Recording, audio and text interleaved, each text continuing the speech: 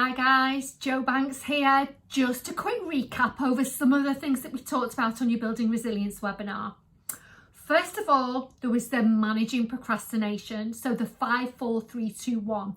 If you don't want to do something, your subconscious mind will come up with loads of reasons to stop you.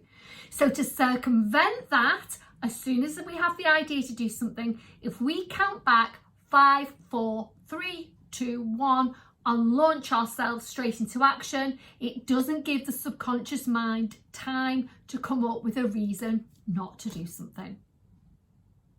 Secondly, we talked about eat that frog. So setting yourself up for a really great day by tackling your ugliest task first thing in the morning.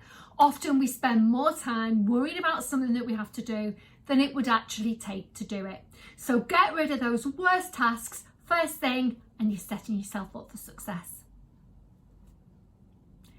Next, we had managing your thoughts. You create your thoughts. They aren't plopped in by a superhuman being. So if they aren't serving you, change them. We can't have two thoughts at once. So shouting stop, thinking of something that makes you smile, or changing the activity that you're doing are all what we call pattern interrupts. If you keep doing them enough, then they create new neural pathways and you'll soon get into a habit of thinking and behaving differently.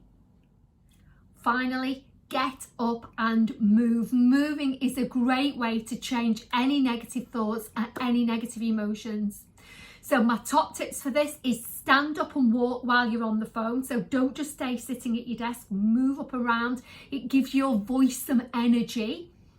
Take that 20-minute walk at lunchtime. Even if you think you don't have time, you actually don't have time not to exercise. You will come back refreshed. Building exercise into your routine is crucial. It really makes a difference.